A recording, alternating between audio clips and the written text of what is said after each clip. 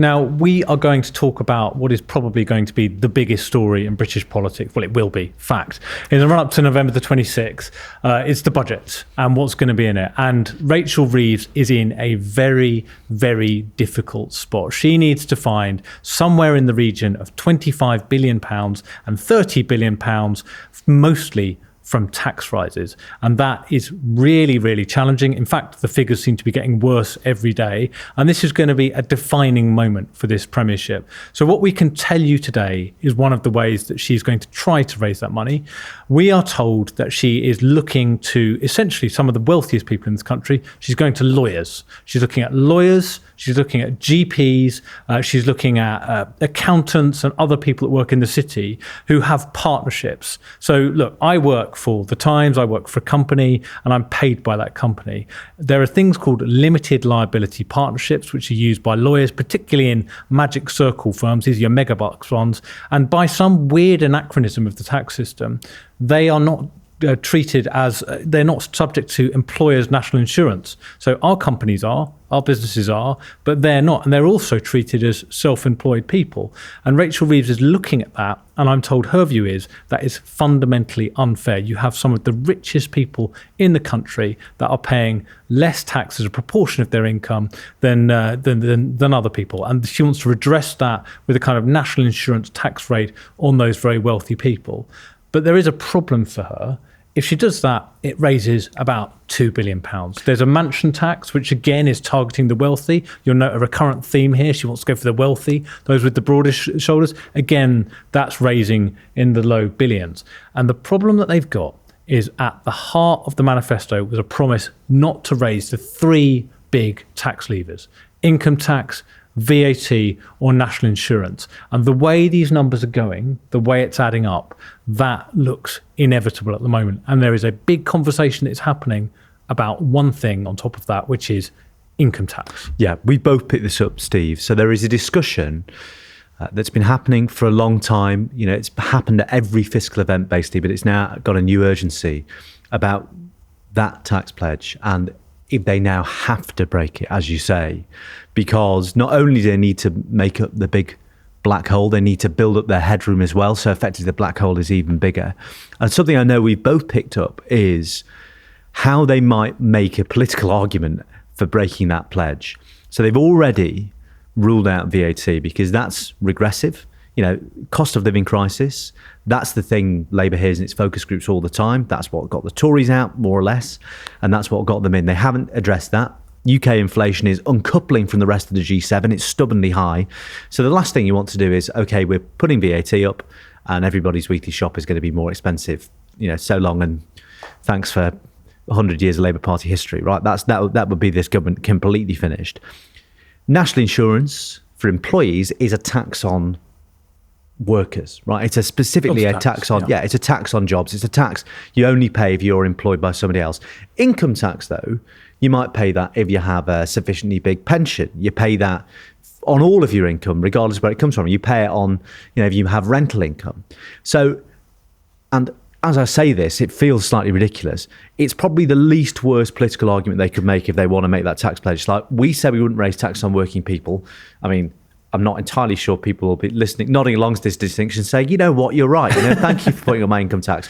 But everybody who earns enough money is going to pay more income tax, not just, you know, everybody hates seeing their national insurance on their pay slip because you sort of forget it exists and everyone's sort of like, why does it, what even is this these days?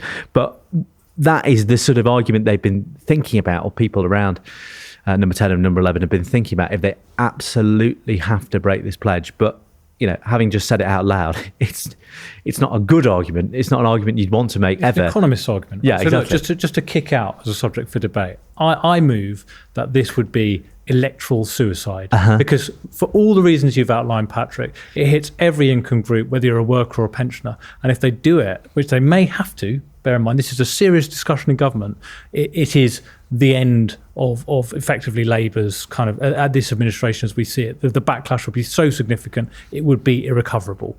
That starts with a 10, but please. I think the difficulty is that, and I agree with you to a certain extent, because I think it is electorally very difficult. And I think that when you've made a manifesto pledge, and this wasn't something that was made half-heartedly. I mean, this was something that they went out and sold, in a big way, that we're not going to get into a kind of competition with the Tories over tax. We're going to stick to their position because we want to take the kind of fighting over the economy out of the equation. And that's largely because if you go back to kind of lots and lots of elections gone by, Labour's always been the kind of the people with the red eyes on the kind of, the billboards, that they're going to come for your money, they're going to come for your house, they're going to tax your garden. I seem to remember us writing at some point in bygone elections.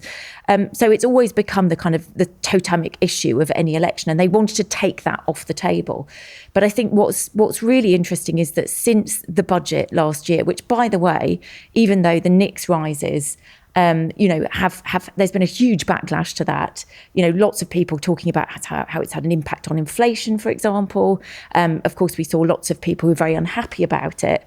The Treasury thought that landed okay. But actually, there has been a bit of kind of regressive sort of thinking about this, that actually what they should have done when they came in was to have reversed the national insurance cuts that had already been done by the previous government in the budget that had happened before.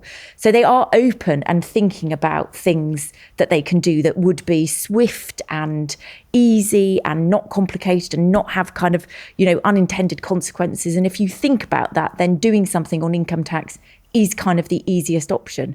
But look, do we actually think that Rachel Reeves could survive that herself? I mean, that's the other question that we bring into this, which is she has not only said at the last budget she wouldn't come back for any more. Well, it looks like she's going to have to.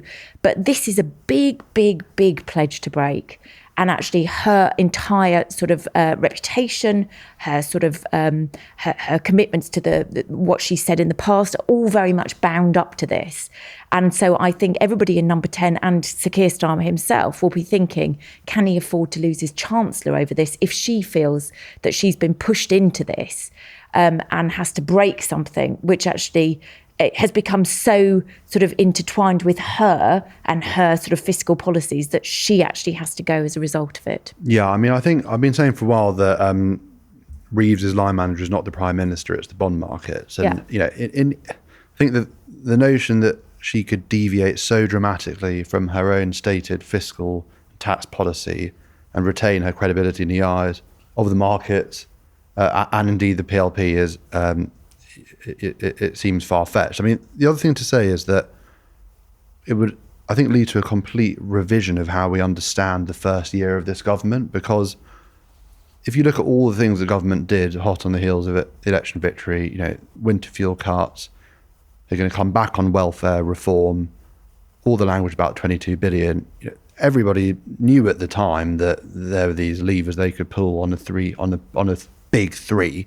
They said, no, we're going to have to make tough, difficult, politically difficult and sort of emotionally difficult pitches to our electorate on the basis that we have to, because we've boxed ourselves in, whether it's inheritance tax on farmers, whether it's slashing, the existing welfare settlement. The essential position has been, sorry, but we have to. And what would raising income tax amount to? Well, it would amount to an admission that no, in actual fact, we don't have to. So I think defending what has come before, I mean, it's interesting you outlined, Caroline, that at the beginning, the government sort of regarded the public reaction to their first budget as being a bit of a score draw.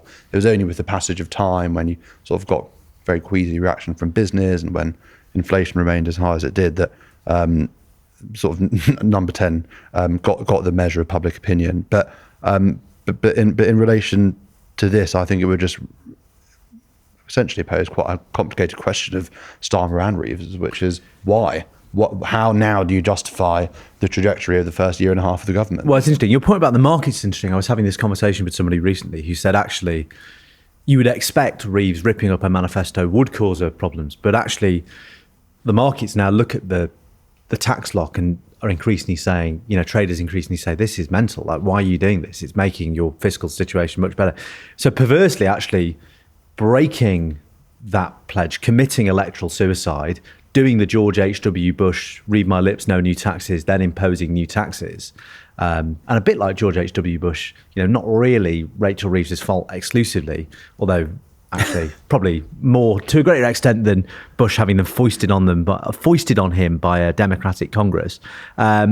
She might shore herself up with the bond markets, building up the headroom, but imposing taxes you promised the public in an election you weren't going to raise would be really damaging. And for that reason, I could understand why there is so much squeamishness in the Treasury about not doing this, and that they're only now sort of staring down the barrel of it saying we might have to, because breaking that manifesto pledge is probably really bad for trust in this government in particular. Not that there's that much left to squander, and in politics in general, though that ship might sail.